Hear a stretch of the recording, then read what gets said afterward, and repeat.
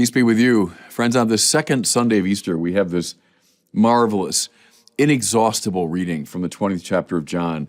It's one of the accounts of the resurrection appearances of Jesus. And, I've been preaching on this matter for 38 years, and I just find year after year, you come back and something fresh emerges. These are, in many ways, the core texts of our Christian faith.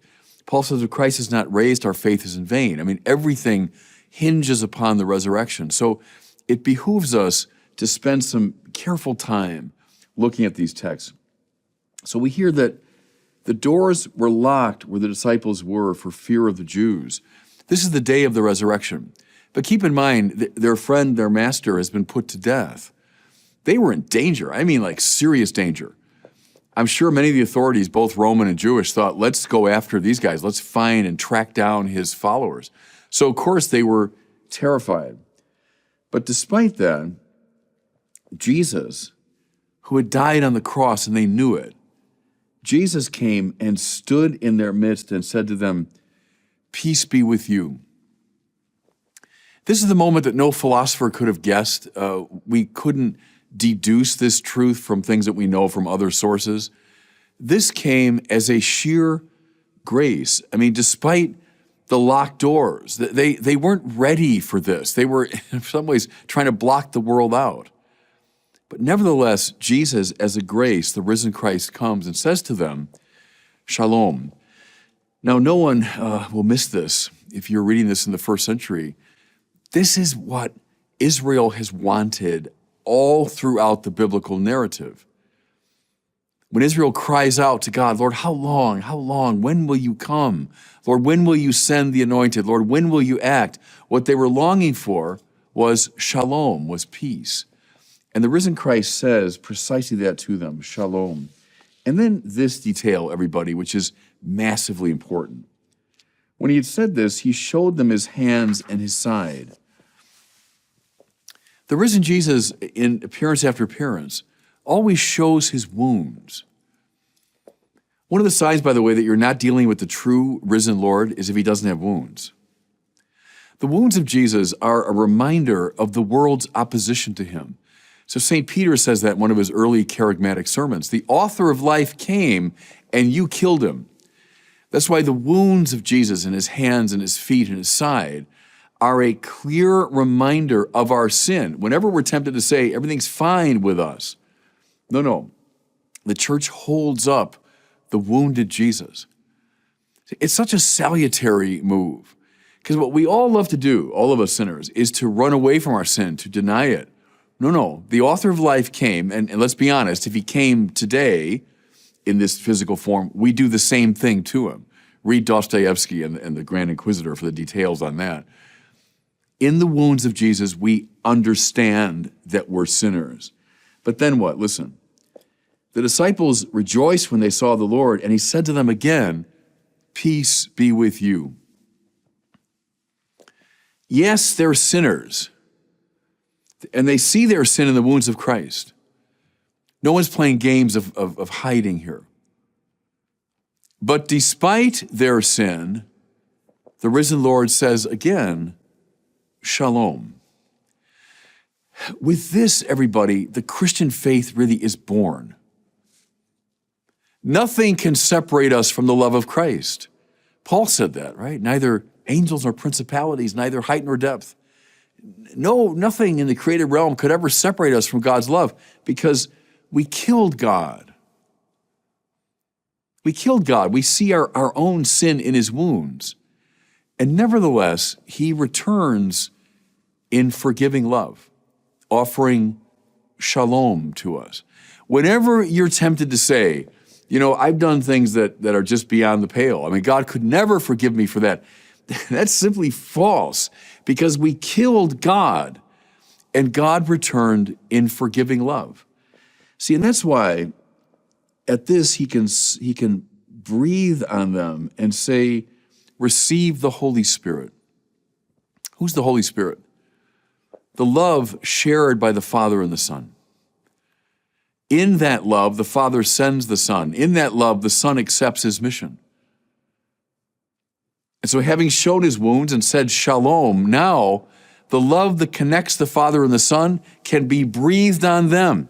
This is the moment when the church is born.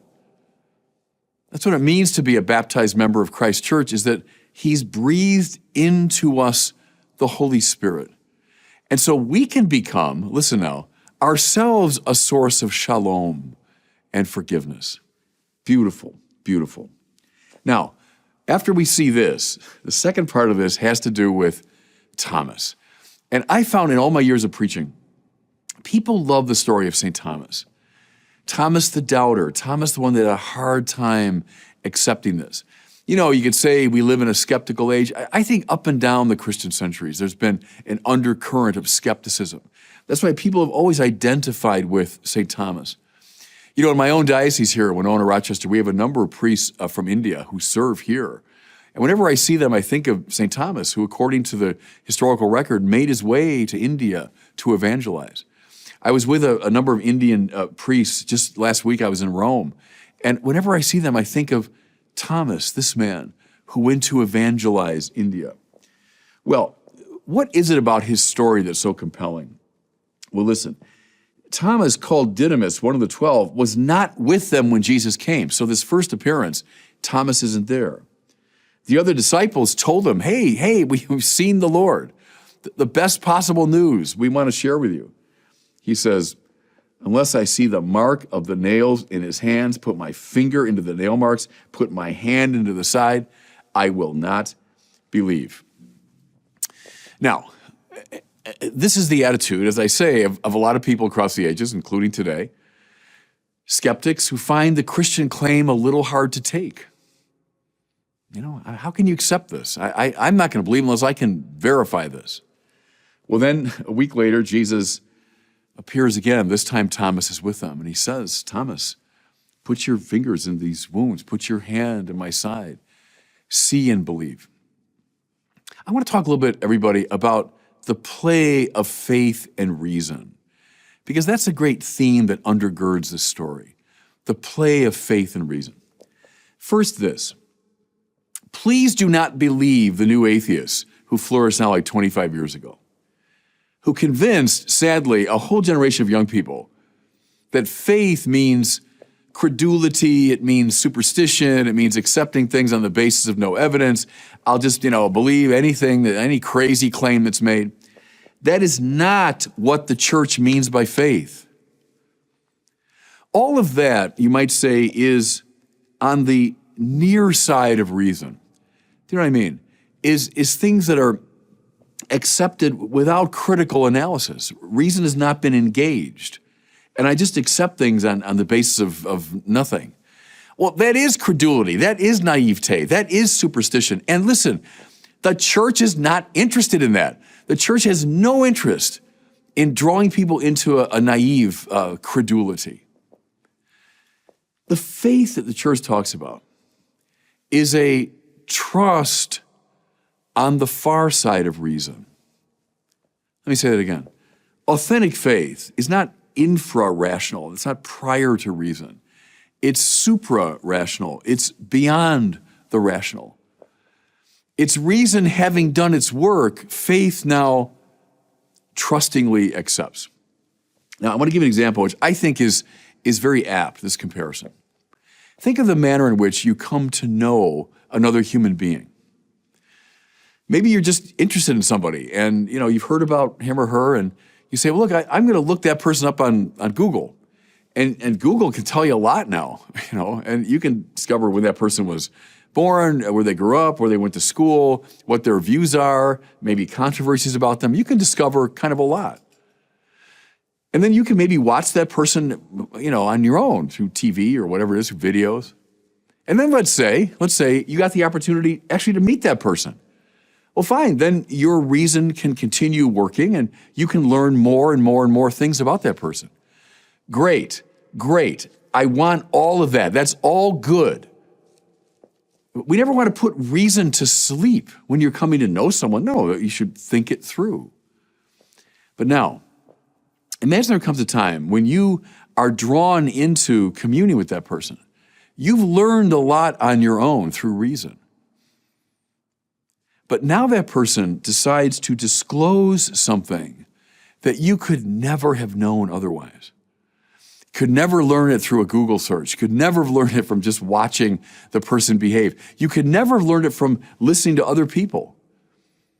Something close to the heart of that person that only he or she could reveal.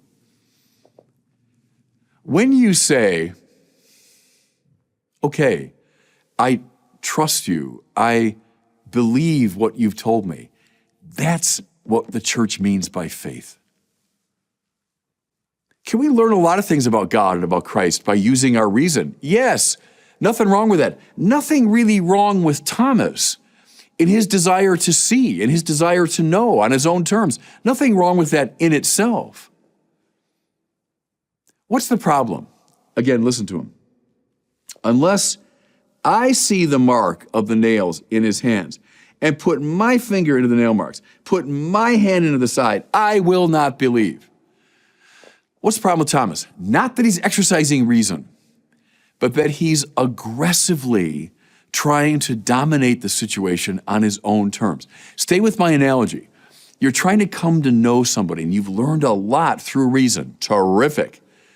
Now you start peppering that person with all kinds of intrusive questions. Hey, there's so much more I want to know about you. Tell me about this. Hey, you're keeping something from me. I want to know on my terms and my time. What's that person going to do? Probably withdraw. I would. Probably run the other way.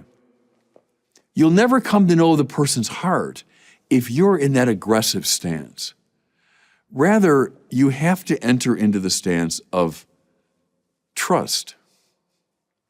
Jesus appears to the disciples not on their terms, but on his terms. Not in their timing, on his timing. Not in the way they want it, but the way he wants it. That's authentic faith, everybody. Not opposed to reason, but it goes beyond and then complements reason. Just a last thought here. I've always found this really fascinating. So Thomas is gone when the Lord first comes. That's to say, he's not with the church. The second time, Thomas is there. He's with the 11. He's with the church. How do we come to see Jesus? Well, by asking a lot of, probing, rationalistic questions on my own terms. No, you won't get him that way. Rather, you will come to see him. You'll be invited into faith precisely in the church. Does that make sense? In the liturgy, in the readings, in the community of fellow believers that links you to the church across the ages, in the thinking of the great theologians and philosophers, in the artwork of the great geniuses of our tradition. It's when we're inside the church that Jesus more fully discloses himself to us. And then here's the last thing I want you to see. And those who maybe feel like Thomas and feel they got a difficult time with belief and they have a lot of questions.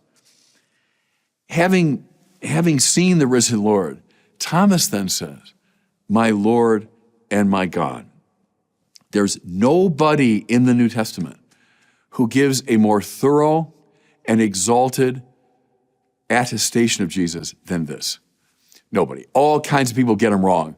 All kinds of people sort of see a little bit here and there. It's Thomas, the doubter, is the one who is led finally through both reason and faith to come to the greatest confession anywhere in the New Testament. So spend a little time, maybe especially those who struggle with skepticism. Move into the space of St. Thomas, this man who attested to the divinity of the Lord and carried the faith to the ends of the world. And God bless you.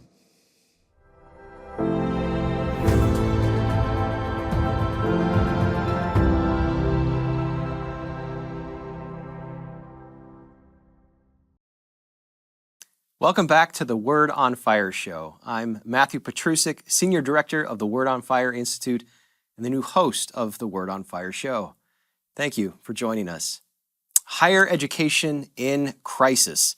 According to Fortune magazine, overall undergraduate enrollment has dropped over 8% from 2019 to 2022, which is the steepest rate in decline on record.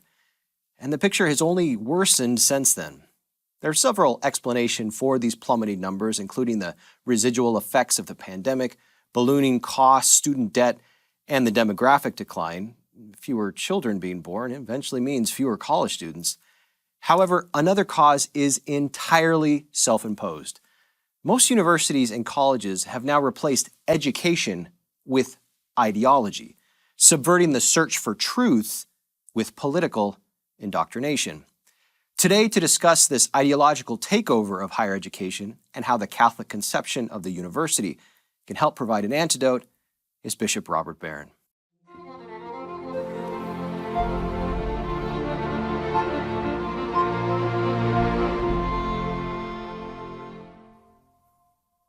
Well, Bishop, before we begin, how does it feel to be in the Word on Fire studios in your own diocese doing this? It's good. Brandon proposed this show a long time ago. And what I had in mind was this, that we'd have two people, together. And then I was sent to California as a bishop. He was in Orlando. And so it just developed as the two of us as kind of talking heads side by side. But my original idea was just this. So I'm happy, yes, to be in the same room with you. I'm delighted to be in the same room with you. So we're talking today about whether there's a Catholic antidote to the crisis in higher education. So let's start by referring to an article that you recently wrote entitled Ivy League Presidents and the Collapse of Moral Reasoning. The article was prompted by the shocking refusal of the presidents of Harvard, MIT, and UPenn to condemn anti-Semitism on their campuses. But you brought out some really important underlying themes as well, including the embrace of moral relativism, the dismissal of the existence of intrinsically evil acts, and this simplistic dividing of the world into oppressor versus oppressed. And you end the article by giving some arguments, some brief arguments on how the Catholic social thought tradition can be an antidote to that. So can you expand on that a little bit before we get into some more particular questions? Well, I'll say something about the intrinsically evil category, because I think it's exceptionally important. When that's bracketed, and it is across the board in many cases today, when that's bracketed, you invite moral chaos. And it might sound like you're just being very friendly and you're being very open to a variety of perspectives. But when you say there aren't certain things that are just wrong, period, no matter what your intention is, no matter what the circumstances are, no matter what might come because of it, they're just wrong in themselves. When you bracket that category, moral chaos follows. And the very fact, what I noticed was those three presidents unable to say, calling for the genocide of Jews, well, it depends on the context. Well, that's a classically sort of relativistic way to get at the problem. If you can't summon the courage to say, calling for genocide is intrinsically wrong, well, then there's something very off in your moral thinking. To me, Catholic social teaching, if you want to get to the very bottom of it, relies upon these truly objective moral values and, you might say, a cognizance of deep moral disvalue. It's very clear on value and on intrinsic evil. When that foundation's lost, chaos follows. So this is a very particular problem that's happening throughout, especially secular universities. But to sort of frame the whole conversation we're going to be having, could you give us a sense of what, at the definitional or conceptual level, would fundamentally distinguish a Catholic university, the ideal form of a Catholic university, from its secular counterpart? Well, a Catholic university is one that takes Jesus Christ as central. If you say Jesus Christ is the Logos made flesh, then necessarily he's at the center of all the logoi, all the particular expressions of Logos that you'd find in physics and chemistry and history and English and everything else. So a Catholic university will anchor the entire academic enterprise in him. If you want to find the fundamental value, that's it. Then clustering around that fundamental value are other values that we can name. But I'd say that's the main difference, is the centrality of the Logos, and more precisely, the Logos made flesh. There's been a revival within some secular circles to recreate Catholic higher education. One of them is the University of Austin, for example, that's recently been founded. And the way they frame it is that the university exists for the search for truth. And I think in a broad sense, the Catholic position would agree with that. However, there's a potential tension there that I'd like you to speak to. So if we say that the university exists for the search for truth, but then we also say, in light of how you just explained, that Christ is at the center in the form of the Logos, that we already sort of have the fullness of truth, especially understood as embodied in the Catholic Church. How do we hold those two tensions together? Well, my first challenge would be to anyone who would contest that claim. Find the truth that you're assuming Right. as you begin your academic enterprise. There's no such thing as a purely neutral epistemological space. You can't search for the truth unless you're, in some sense, standing on some truth that you assume. Now, that's the case in the sciences. That's the case in psychology. The case in literature. There's always some fundamental assumption. So, in a way, it's this sort of red herring that people will pull out to say, oh, well, you Catholics, you're not taking the search for truth seriously. Everybody has some fundamental presupposition. Having said that, well, now off you go. I mean, if you say Jesus Christ is the Logos made flesh, well, then I'm confident that all the logoi that I seek will be in relation to him, and that if I find them, I'm indirectly finding him. And so there's no limit. Off you go in the sciences, off you go in psychology, off you go in history. Look for all the truth you want. If it's true, it won't lead you away from Christ. And so it's a false problem. And I would just urge people to kind of run around their own assumptions. There is no neutral epistemological space.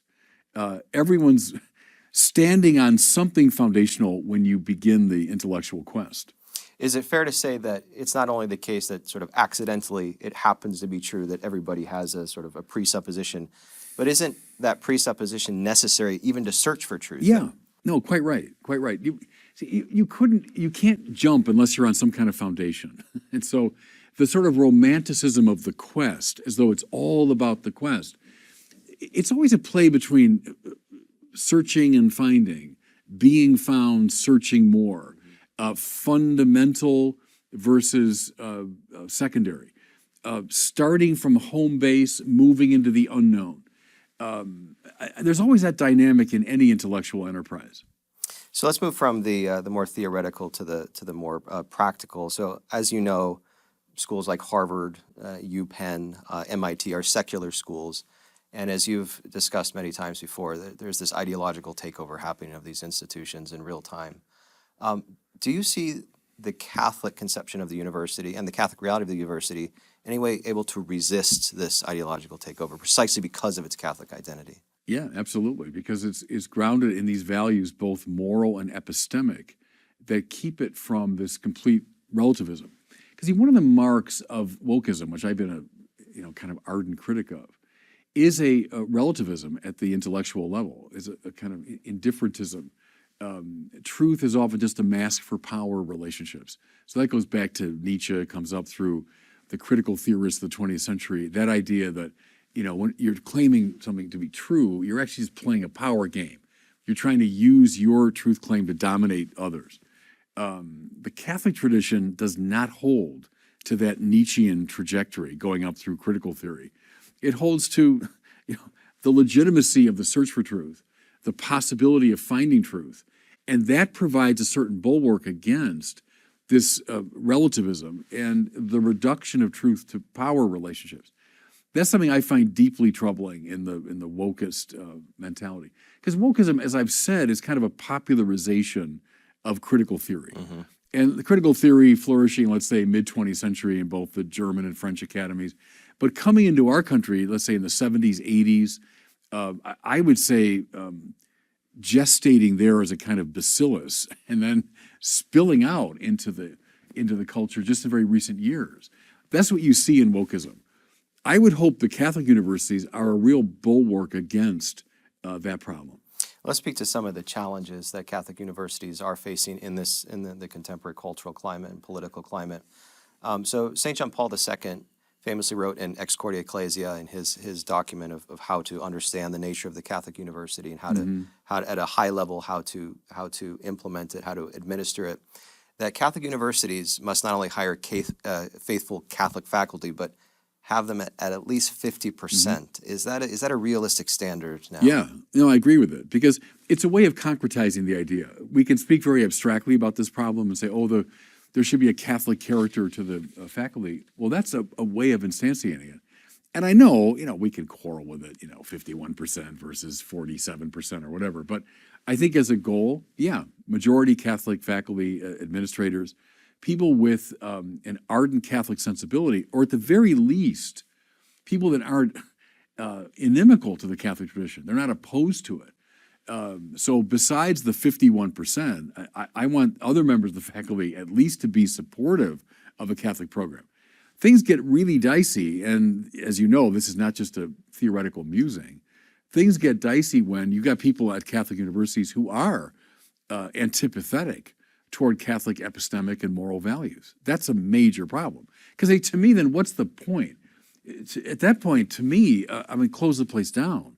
If you've got faculty administrators who are militating against the Catholic view of life, at the very least, someone should do no evil. Someone should at least vaguely support the program. But if you got people who are actively against it, then you got a real serious problem. Right. So some Catholic institutions appear to have hasn't been their overt approach, it's been their approach in practice to say, well, the way we're going to maintain our identity is we're going to segregate our identity to the theology department. I know, right. Is that a hopeful solution?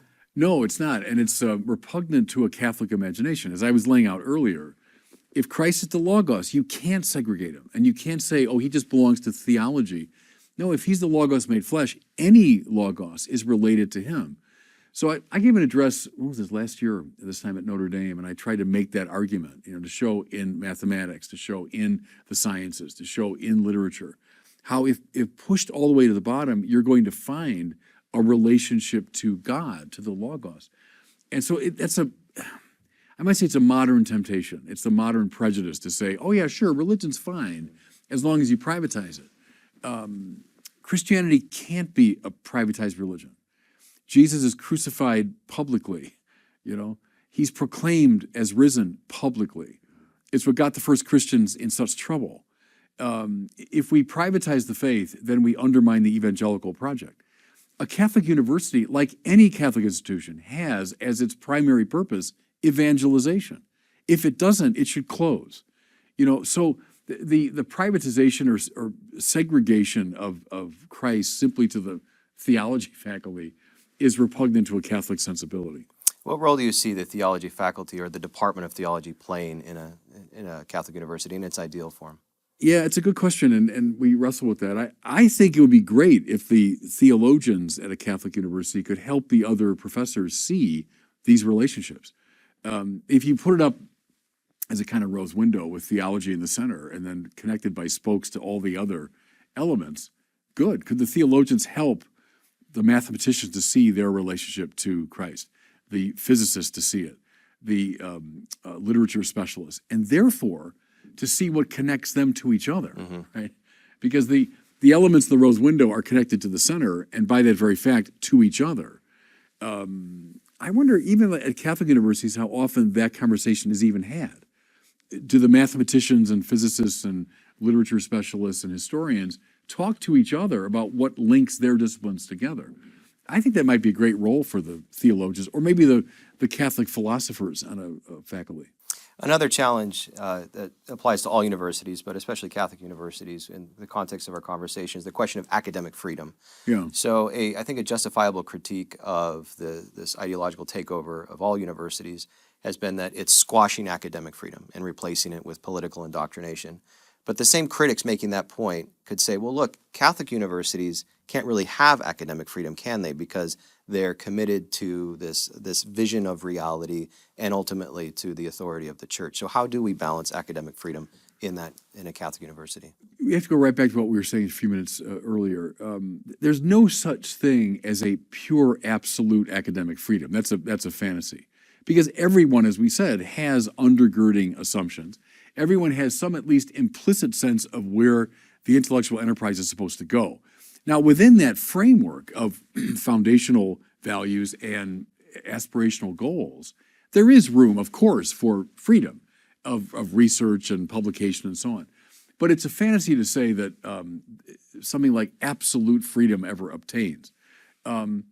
Within a Catholic framework, I don't advocate for some kind of absolute academic freedom. I would say, no, we operate within the framework provided by Christ and for the purpose of evangelization, ultimately. Now, within that framework, fine. Again, I would say to the physicist and the chemist and the mathematician, off you go. Search, your subject as freely and fully as you can. but realizing all the time that it's grounded in and oriented to some basically given value. So it's how you construe that. I think it's construed in a simplistic way as just sort of a completely open-ended, directionless, search. No, everyone's search for truth is conditioned by certain values, either implicit or explicit. This is closely connected to the idea of the freedom of speech as well. So academic freedom typically we associate with faculty, freedom of speech with the students. So what kind of advice can you give to Catholic administrators who might be looking at the landscape and saying, oh no, what happens if on my campus we start getting these calls, for example, for the erasure of the state of Israel? Right. Again, there's no such thing as this completely untrammeled freedom of speech. We wouldn't accept that in our society. So the famous, I can't shout fire in a crowded theater is the kind of test case. So no, we don't accept that, like an absolute freedom of speech. And if speech becomes, morally problematic and speech becomes, like in the case of our Ivy League presidents, I'm calling for genocide. Well, no, I don't think we hold to absolute freedom. Freedom is always a conditioned reality. Or like in the moral framework, Matt, very well that, real moral freedom is not so much freedom from all, constraint, but rather it's a kind of freeing for the attainment of the good. It's a liberation of the soul for the attainment of the good. That's a good framework for thinking about a Catholic university, I think, and the free search for both epistemic and moral goods. And the training of how to use that freedom. Yeah, right?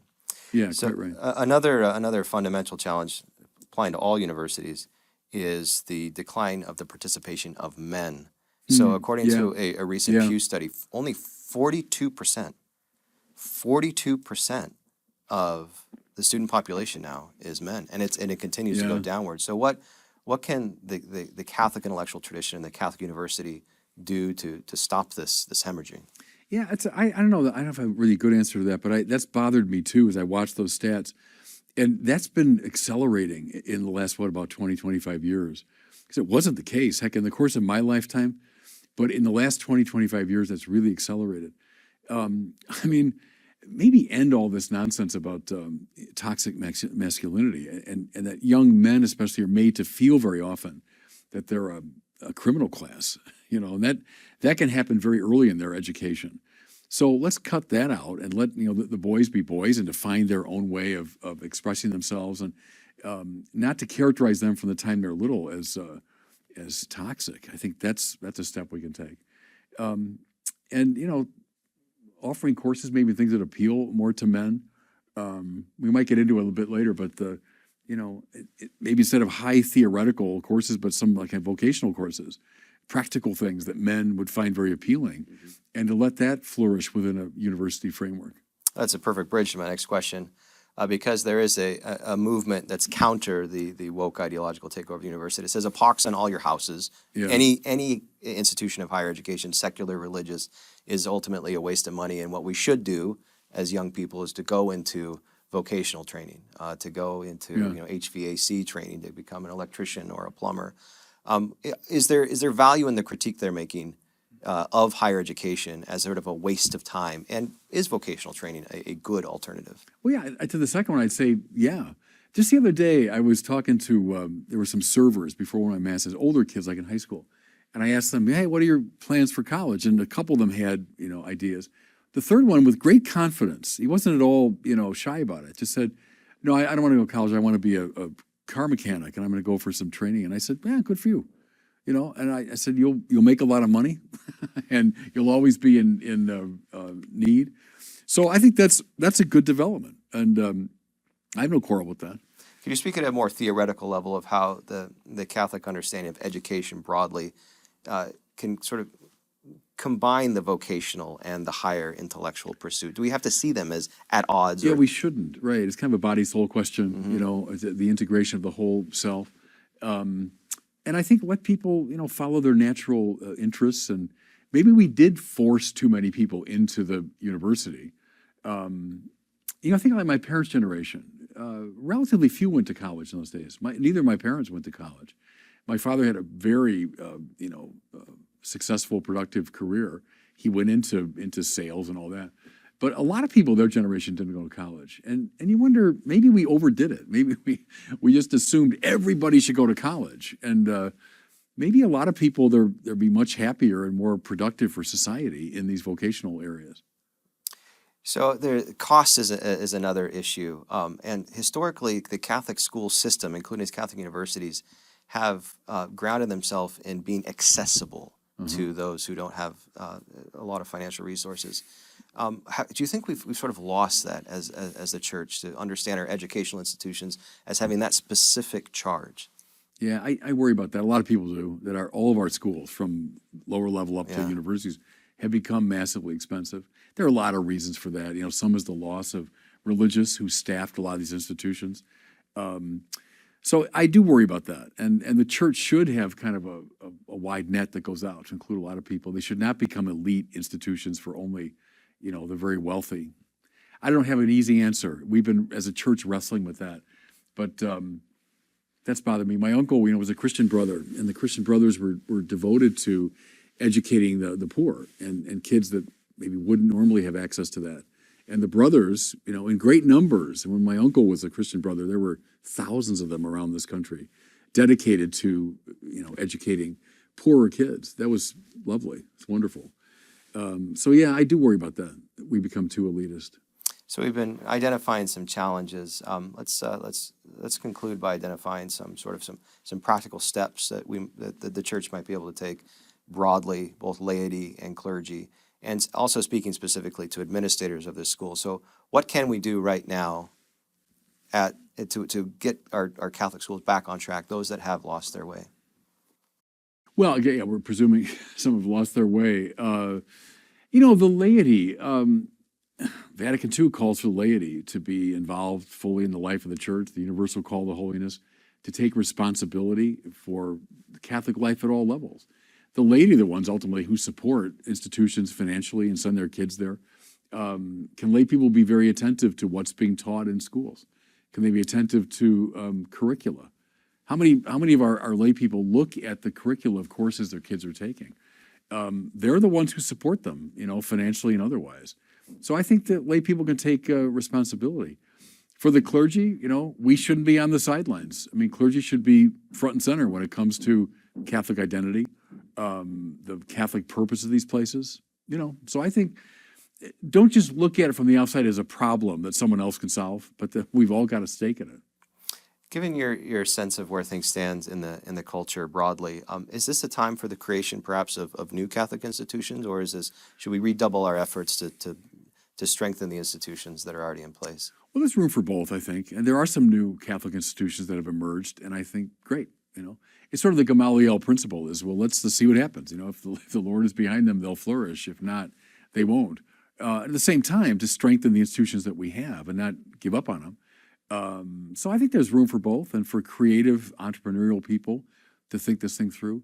Think of the classical schools model, that's taken off in many ways around our country. A lot of devoted Catholic parents who said, I'm unhappy with the way my kids are being formed, both intellectually and morally, in the school systems. So let's try something new. Fine.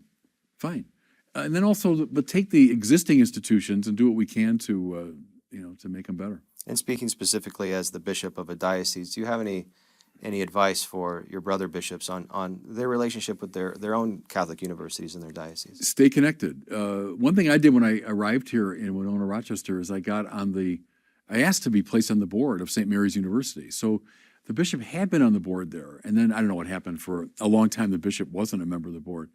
And I asked, and they were very gracious and invited me to join the board. So that's one way a bishop can be very involved in the Catholic university.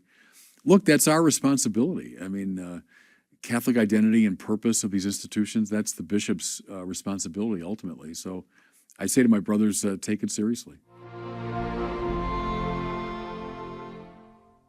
Well, thank you, Bishop. It's now time for our questionnaire from a listener. Okay. We have one from a child, Lucy from Maryland, who has a question for you. Hi, Bishop Barron. My name is Lucy. I'm 8 years old. I live in Maryland. My question is, if priests are supposed to represent Jesus, then do nuns represent Mary? That's a good question. I would say yes. That's an old tradition that a nun would, in many ways, imitate Mary and walk in the path of Mary. A nun too does represent Jesus the way every Christian's supposed to. So every baptized person is an image of Christ, we would say. So in that way, the priest would do it in a very particular way because he does it within a liturgical, sacramental context. But I'd say to your direct question, yeah, I think religious sisters do take Mary very much as their model. Well, that's all the time that we have, Bishop. I want to thank you for this inaugural conversation in the Word on Fire studio, and looking forward to seeing you again soon. Thanks, Matt. God bless you. Thank you. That does it for us today. Thanks for joining us on the Word on Fire show. If you're interested in learning more about how Word on Fire can help you grow closer to Christ and become a better evangelist with and for others, consider joining the Word on Fire Institute. Check us out at institute.wordonfire.org. That's institute.wordonfire.org. See you next time.